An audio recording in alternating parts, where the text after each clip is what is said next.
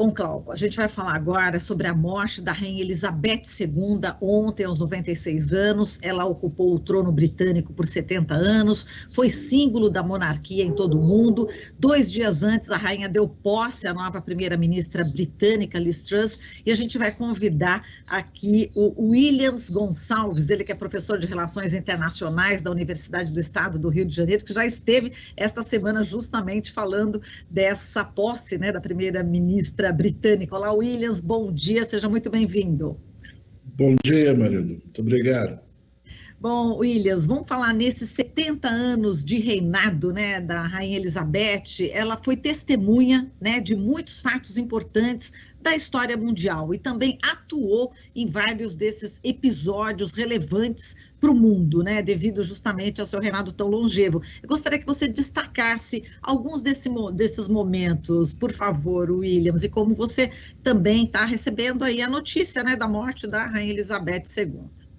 Pois é, é uma notícia que percorre todo o mundo, né, e provoca, naturalmente, todo tipo de sentimento, uma vez que a Rainha Elizabeth II foi uma pessoa, foi uma monarca que valorizou a instituição britânica, valorizou a monarquia, não é? Porque há sempre quem diga que a monarquia é uma instituição ultrapassada, que deveria ser substituída pela república. E entre os britânicos não faltam os republicanos, não é? Porém, com Margaret II, essa posição republicana, ela ficou muito fraca, porque ela mostrou a importância da monarquia, né? Isso é importante esclarecer, Marilu, porque o sistema político inglês é uma monarquia parlamentar. Não é uma monarquia constitucional, é uma monarquia parlamentar. E há, portanto, uma divisão de poderes. A rainha é o rei, a rainha, ou a coroa, vamos assim dizer, é o chefe de Estado. E o chefe de governo, quem governa, quem toma as decisões políticas é o primeiro-ministro. E o primeiro-ministro, ou a primeira-ministra, se for o caso, é escolhido pelos seus pares no parlamento. E o papel da coroa é o de manter a estabilidade política. Funciona, vamos dizer, como um traço de união do povo britânico. A rainha, o rei, representa o povo na sua totalidade.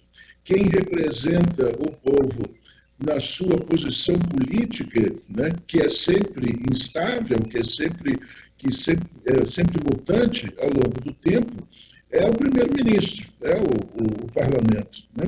Portanto, ser chefe de Estado, né, no Reino Unido é muito importante, porque o chefe de Estado só é chamado a intervir quando as instituições estão ameaçadas, quando o país está ameaçado, né?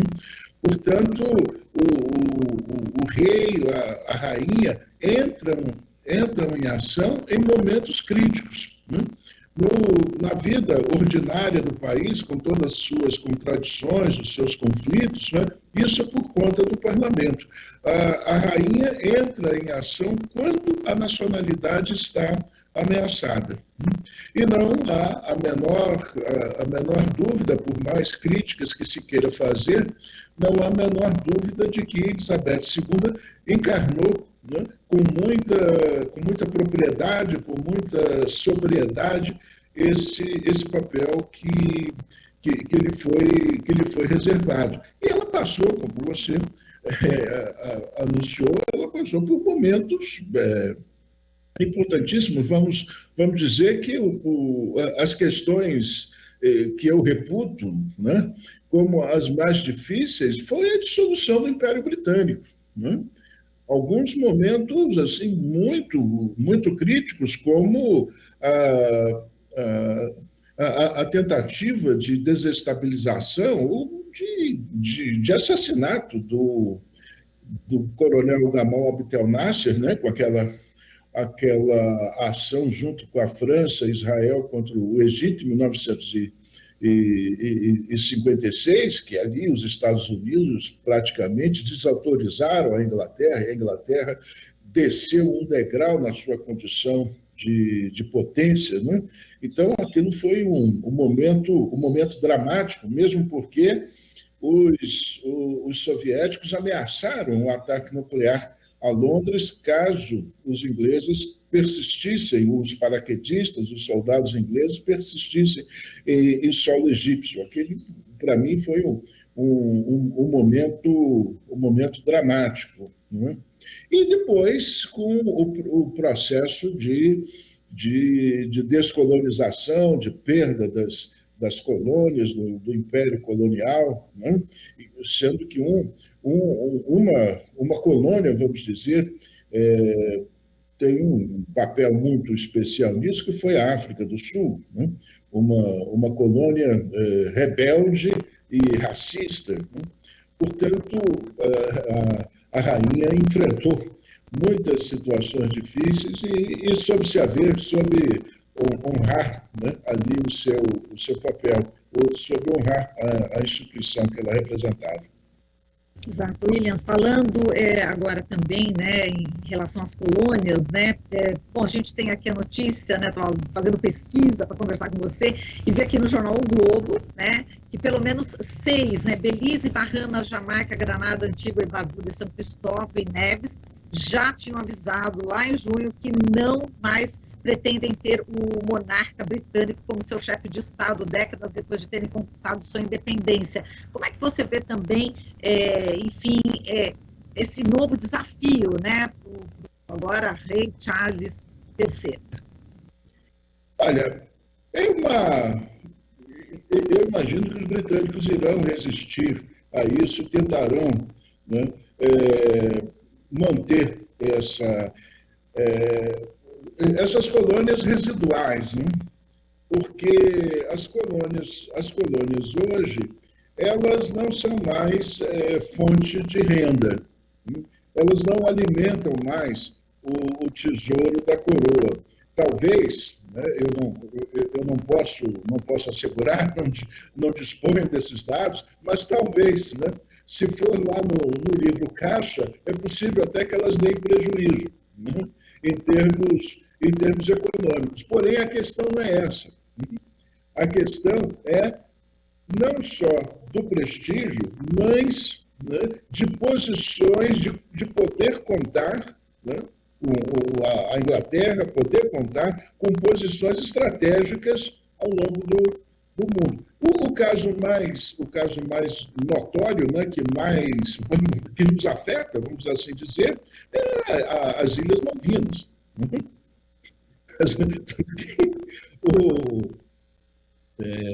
A repercussão do falecimento da rainha tem uma repercussão diferente lá entre os nossos vizinhos, não é? Que tem uma relação difícil com a Inglaterra depois de 1982. Portanto, vejam, vamos explorar isso, né? A posse das Malvinas, a soberania sobre as Malvinas, tornam, né, o Reino Unido uma potência do Atlântico Sul. Permite que os transatlânticos, os navios de guerra da Inglaterra, do Reino Unido, transitem pelo Oceano Atlântico, pelo Atlântico Sul, com total desenvoltura, né? Então, as colônias hoje têm essa importância, né? São pontos estratégicos. Perder as colônias é perder esses apoios. Não acredito em perdas econômicas significativas. Como eu disse, é possível até que tenha prejuízo, é possível que o Reino Unido pague para ter essas colônias, para se manter como potência, como grande potência. Isso é que é importante. Certo. E agora a expectativa em relação ao rei Charles III, né, diante de uma história tão forte, né, da mãe, a Rainha Elizabeth II, enfim, ela que ganhou aí popularidade, né, no mundo inteiro, passando aqui, inclusive, pelo Brasil, visitando algumas capitais e cidades aqui, inclusive como Campinas, no interior de São Paulo, para ver de perto, né, toda a questão também da produção de café.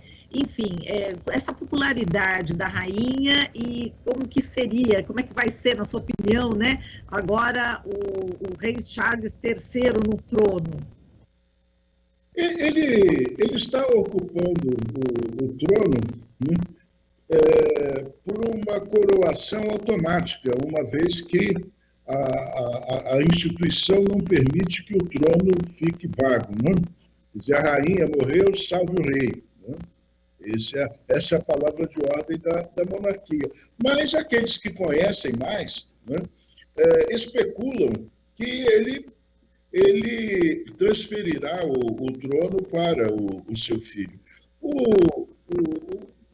Agora, rei Charles III, ele sofreu muito politicamente, claro, com a longevidade da mãe. Não é? Ele ficou muito exposto. Né? Era ali o presuntivo, né? E um presuntivo que, enfim, né? Como dizem as más línguas, não fazia nada a não ser esperar o dia de reinar. Né? Portanto, ele se expôs demais, os problemas conjugais, matrimoniais dele ganharam uma dimensão global, né? E agora ele assumir o trono na idade que ele está, realmente. Agora, não há dúvida que é um homem experimentado. Né? É um homem experimentado, é um homem que tem condições de exercer a coroa. Teve toda a oportunidade para aprender com a mãe. Isso agora vai depender muito do seu estado psicológico, vai depender muito das suas pretensões. Né? Não há como arriscar isso. Agora, que ele tem condições de manter o prestígio da coroa, eu não duvido disso, não. Agora, Williams, falando da popularidade, né, da rainha, enfim, a gente percebe, né, eu acompanhei aqui pelo noticiário e acompanhei pessoas humildes vendo, inclusive, e o comentário que eu escutava é o seguinte: nossa, eu gostava dessa rainha. Pessoas humildes aqui do Brasil, quer dizer, tão longe, mas ela passava essa imagem, Williams. Quais são os fatores, né, que você acha que levam uma pessoa, enfim, daqui do Brasil, de várias partes do mundo, ter essa ideia, né, da rainha? Ela era uma figura muito, muito simpática, né, que sabia se comportar. Isso é uma das virtudes da aristocracia, né, saber se comportar em todos os lugares, em todos os momentos. Né? A aristocracia, por definição, deve ter esse refinamento. E ela tinha, né? Ela tinha na sua plenitude. Ela se sentia à vontade em todo lugar e transmitia, né, esse sentimento a todos que estavam ao redor. Portanto, a imagem dela é uma imagem de grande simpatia. É esse o sentimento. Veja, se as pessoas mundo afora sentem isso, imaginem os britânicos. Né? Essa é a função da monarquia, né? De manter todos unidos, independentemente das suas diferenças políticas. E ela fez isso com muita propriedade. Né? Ela fez isso de uma maneira muito natural, muito tranquila. Ela foi uma grande rainha. Agora, Williams, exatamente o rei Charles III agora, ele está no trono exatamente quando a ministra britânica Liz Truss, né, assume, né, esse comando. Como é que você vê? São dois momentos assim novos, né? Digamos assim, a Liz Truss entrando e o Charles III também. Qual que também será, enfim, essa relação? Como é que você imagina, enfim, essa relação? A situação da Europa em geral e do Reino Unido em particular não é nada fácil.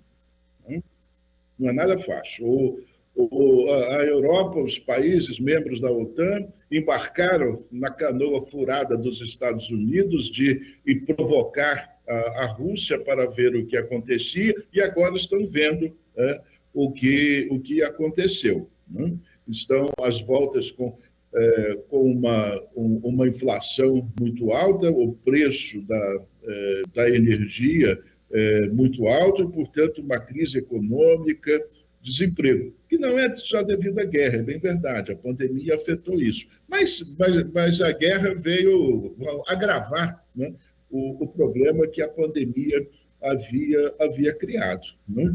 E o parlamento britânico escolheu a Liz Truss, né, para substituir o conservador Boris Johnson, ela também conservadora, e ela me aparece aqui com ideias conservadoras que remetem à senhora Margaret Thatcher, né, lá no finalzinho dos anos 70. Né? Inclusive dizem que a rainha não tinha nenhuma simpatia pela Margaret Thatcher, né, mas soube manter o afastamento. Vamos ver agora, né, como as coisas vão se sair. A Liz Truss começou o governo tomando uma medida econômica que não é, vamos dizer assim, uma medida típica dos liberais conservadores. Ela chegou congelando preços, né? O que trai o receituário. Mas, de qualquer maneira, isso é uma responsabilidade do primeiro-ministro. Né? Vamos ver se o Charles III consegue ficar lá, vamos dizer, como vai se comportar diante desses desafios, que é um desafio para a nação inglesa, não é só dele, é de todos, né? Exato. Agora, só para encerrar, Williams, a gente pode falar aqui dos jamaicanos, né, que eles estão pedindo, né, há várias décadas, uma retratação dos britânicos aí pelas atrocidades cometidas durante os 300 anos que mantiveram o país como colônia.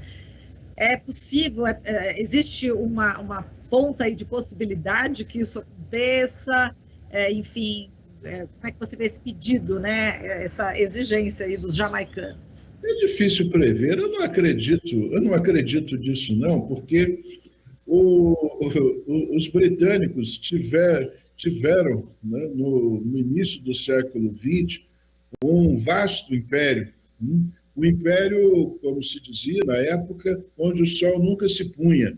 Era tão vasto que havia sempre uma parte do império sendo dominada pelo sol. E os britânicos não conquistaram e mantiveram esse império, né, à base de boa conversa, de simpatia, né?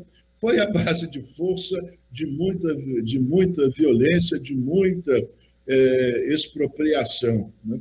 De modo que, se começar a pedir desculpas, né, a pedir perdão a cada um, né, como o império era um império tão vasto, vai levar um bom tempo pedindo perdão, né?